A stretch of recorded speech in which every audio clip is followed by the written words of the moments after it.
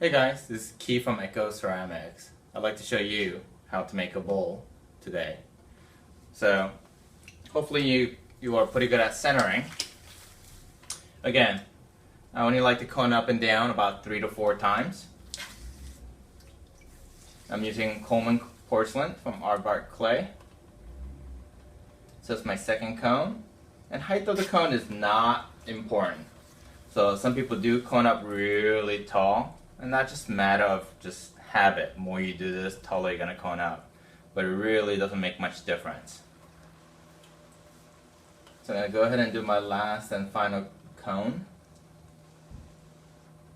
Again, to cone down, make sure you're pivoting forward and then supporting with your right hand. And try to use your chest and back muscles to stabilize yourself, right? Keeping your elbows down at all times. And the type of bowl that I'm making today, it's going to have a small base and a maximum width. I'm using 3.5 pounds. I'm going to make it into what I often refer to as a donut shape. I'm going to go ahead and drill down. And for this I'm not going to have much of a foot, so I'm going to leave only about 1/4 inch of a bottom. And my base here at this point is about 3 inches in diameter. And at the end, the bowl will virtually have no base whatsoever. So it'll just be one continuous curve. At this point, I'm not going to color in like I normally do for making a cylinder. I'm going to go ahead and leave it at this point because I want to go ahead and flare. So my first pull, again, I often refer to as the setup pull. I'm going to go ahead and do the setup pull, but just gradually flaring out as I come up. Since I need to expand this diameter a lot wider, I'm going to keep my rim a little slightly on the thick side. Even drops of water is always important. I'm going to lubricate it even drops. Taking the water down with me to the bottom. I'm going to go ahead and push all that clay in at the bottom to utilize it, to maximize the use of the clay.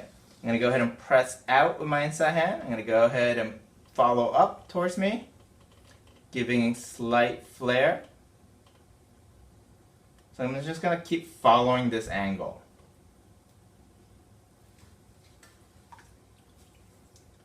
Even drops of water. This will be my third and final pull. To get a maximum usage out of your clay, making your base narrow will give you a lot bigger bowl than if you were to just use all that clay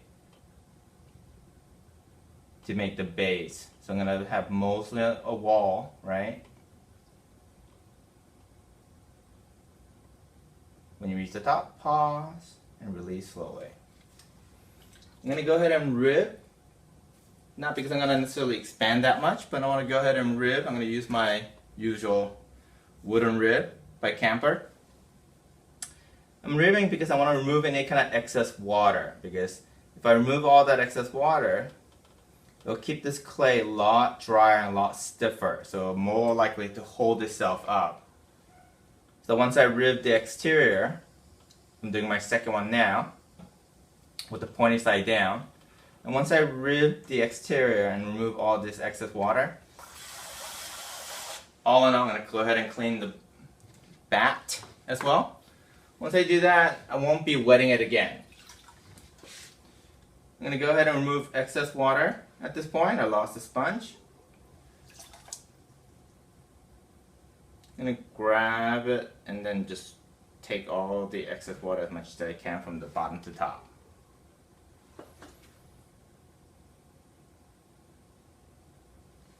So at this point, I'm just not going to use much water at all. So I'm going to go ahead and clean my hands. I'm going to clean my rib, because I don't want any of this excess clay or slip. And hopefully you guys know what slip is, right? Slip is any clay that's watered down. And that would make it a slip. Alright, I'm going to use the wooden rib, point side down, and you can choose to use any rib you like. It's just my personal favorite is just to use the wooden rib. I'm going to go ahead and shape from all the shaping from the interior. I'm going to go from top to bottom with the pointy side down. And doing initial light shaping just to remove any kind of excess slip. And the nice thing about removing the slip is that you're removing water. So essentially, as I'm moving the water, it stiffens the clay. You could also reverse back up.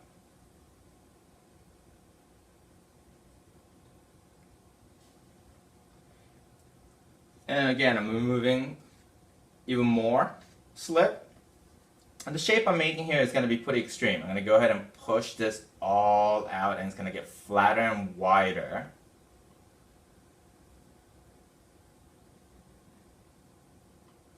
And the difficult thing about making these shapes is that it's prone to collapsing on the bottom.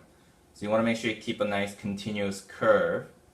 Think of your bowl that I'm making now as an upside down shape, that it should be a dome. So it should never be particularly a flat area. So I'm going to go reverse back down. Really pressing on the bottom half, because that's where you get the most amount of resistance. I'm just about there. So I'm going to go ahead and put a couple of finishing touches. And then if you happen to have a little interior bump, you could always trim that out, right? Sometimes you get it all nice and smooth, sometimes you don't. And some of those things, you can just simply take care of it in trimming. Now, I personally don't see anything wrong with trimming the interior. So don't kill yourself. Now, one of the things I like to have is a little bit of curve at the top and have it slightly narrow at the opening. I actually want to have a little rounded shape.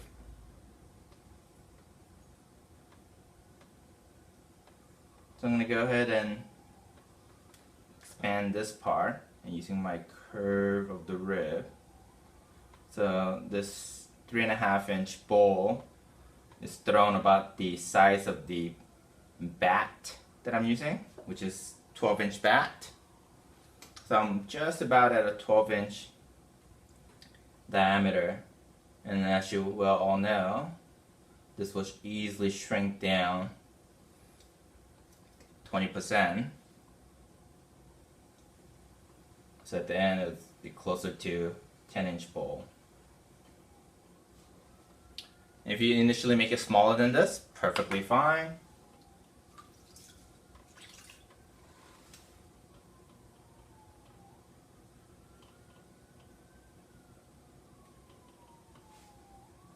And watch my trimming videos so you can follow up on how to finish in trimming.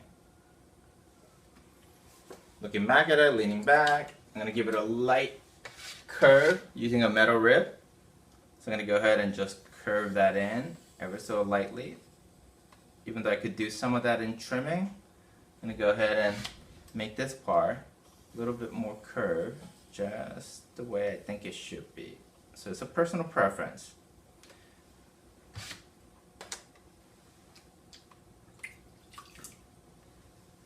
Alright, last thing I do is just recenter the rim, just caressing the rim, smoothing things down, and just giving that last final hold and release. Alright, everything else I'll take care of in trimming. Thanks for watching.